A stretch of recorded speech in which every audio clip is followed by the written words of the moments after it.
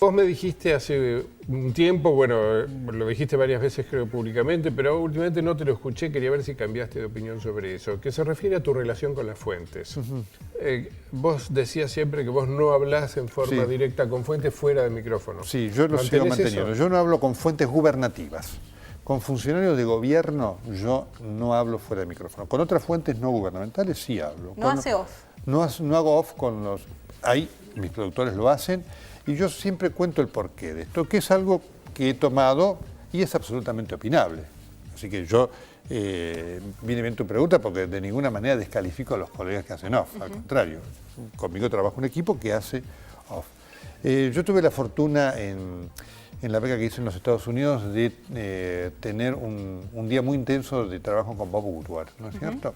Y él entonces me enseñó algo que me previno algo. Mire, si usted va a ser alguien que sobre todo está en el micrófono y demás, en donde el tema del reportaje tiene un componente psicológico, emocional, me dice, yo le voy a dar un consejo que a mí me lo dio Jack Anderson, ¿no? Evite los contactos fuera de aire con quienes son los protagonistas de las noticias y demás, ¿no es cierto? Y si tiene que hacer off, hágalo a través de algún colaborador suyo, porque entonces se va a ver liberado del impacto emocional de una persona que te cae más simpática, menos simpática. Claro, es inevitable a veces. Bueno, pero me imagino que tenés que tener alguna excepción. Por ejemplo, me imagino esto. Vos estás yendo a Estados Unidos en el avión y te sientan al lado Hernán Lorenzino. No, bueno, eso Viajás toda la noche con el ministro de Economía y él en la mitad de la noche, ya con 2 copas de más, te dice... Me quiero ir. No, le dice, ¿sabés qué pasa, Nelson? La presidenta directamente nos dio orden de que no podíamos nombrar la palabra inflación. Pero esa es una situación, obviamente, no buscada fortuita. Yo te voy a dar el ejemplo clásico, porque esto pasó y terminó rompiendo los puentes. A mí me llamó un día Néstor Kirchner, en el año 2004. Yo estaba yendo hacia el canal. Estaba con Alejandro Guevara. ¿No te llamó para explicarte por qué compró 2 millones de dólares? No. Me llamó ese día a través de uno de sus secretarios. Y por supuesto el teléfono lo atendió Alejandro. Íbamos al canal y Néstor Kirchner quería hablar conmigo. Y entonces, por supuesto, Alejandro le dijo a la persona, mire, está Nelson a mi lado, le voy a consultar. Nelson tiene una norma. Ya Néstor Kirchner me había invitado 2 veces a la Casa de Gobierno y yo había dicho que no. Tiene una norma de no hablar off the record con los funcionarios. Y por supuesto Alejandro me dice, Nelson, aquí al presidente. Le digo, Alejandro, le diste la contestación que hay que darle, decirle que con mucho gusto, en 40 minutos empezamos el programa, lo que me tenga que decir al aire. Por supuesto que se hizo una discusión con el vocero y estaba Néstor del otro lado escuchando por el intercomunicador. Así que cuento esta anécdota que a propósito de esto, no la quiero contar mucho porque parece que uno se da aires de importancia. Para mí no es enorme, no es importante decir que yo no la tenía. Digo, esta es mi norma. ¿Y supiste alguna vez cuál era la intención? No. Lo que supe que por supuesto ese día... ¿Le molestó?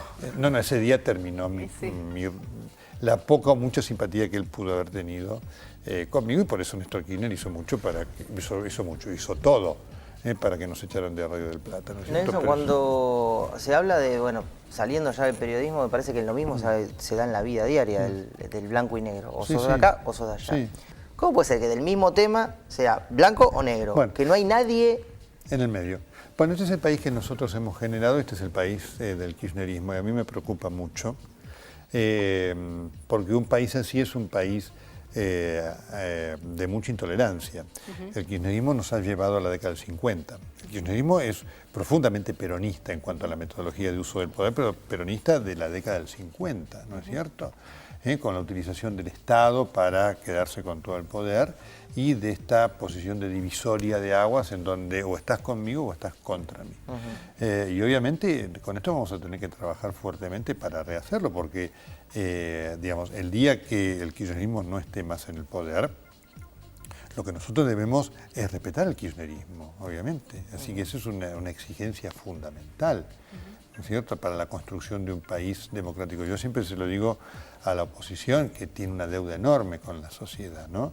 El día que están en el poder, ustedes deben respetar profundamente el kirchnerismo, darle lugar en cuanto a entidad que tenga y demás, y debatirán con ellos. ¿Va a existir, Nelson, digo, el kirchnerismo sin Cristina? La impresión es que lo que va a quedar es la cámpora, ¿no es cierto? Y esa va a ser una dinámica muy sometida a la presencia de cargos o no. Sin cargos, hoy hay un tema, sin cargos hoy no hay estructura política que exista. Por lo tanto, por eso Cristina está queriendo colonizar el poder con la cámpora. El tema es que cuando venga el poder que venga, va a haber una descolonización. Y ahí creo que el kirchnerismo va a enfrentar su momento crucial. Hoy el kirchnerismo sabe que si no está en el poder desaparece. Quiero hablar con el doctor Castro. Sí. Ah, no había que decirle. No, Claro, doctor, sí. no. Bueno. Con Nelson. Sí. No, en tu último libro que acaba de aparecer, lo estoy empezando a leer, no lo leí todo todavía, que es el de Perón, y los impactos, la somatización Del poder. de la política, Sí, de la vida del líder Sí. sobre su cuerpo, ¿no? Es re interesante eso. Uno no se imaginaba que era tan directo, que la masacre de Seiza le producía un efecto. Bueno, de salud. ese es uno de los hallazgos que hemos tenido en el libro, que yo le agradezco muchísimo tanto al doctor Cosio Hijo como al doctor Seara, que si bien habían escrito algunos libros testimoniales, lo habían hecho en forma muy casi enciclopédica, ¿no es cierto?, contando cosas, bueno, interesantes. Como testigos. Como testigos, pero no se habían prestado reportajes para poder trabajar fuertemente este tema de la influencia de lo político sobre la salud.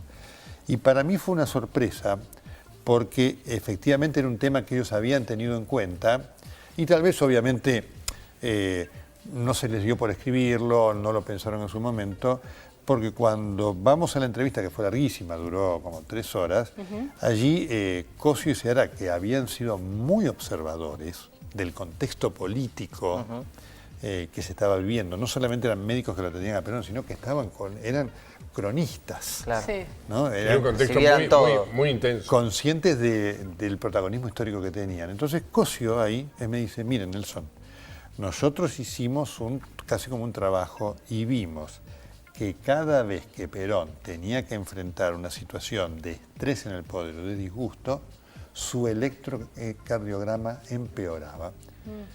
Su corazón comenzaba a tener procesos arrítmicos. Y entonces cuando a mí me dijeron eso, yo empecé a rever los datos de historia clínica que había escrito sobre todo Tayana, y estaba ahí matemáticamente. Entonces, por ejemplo, cuando viene el ataque de Azul, Perón, que había empezado mal el año 74, enero del 74, sí. que había empezado el año con algunos problemas cardíacos y los normaliza, reagrava sus arritmias cardíacas. Cuando viene lo de Montoneros, Cosio dice, nosotros tenemos los electrocardiogramas, y Perón comienza a tener problemas cardíacos más severos como consecuencia de esto. Así que ha sido una información importantísima para demostrar la relación muy clara entre ejercicio de poder y efectos nocivos sobre la salud. Que desoyó, digo, porque en el libro también sí. lo contás, desoyó finalmente que no viajara a Así es. Paraguay y sin embargo viajó igual. Lo mismo pasó con Kirchner y también fue criticado Así en su es. momento. Y se puede por unir a decirlo, ¿no? Lula, a Lugo, a Chávez. Sí, lo que pasa, el tema más fuerte es el de Chávez.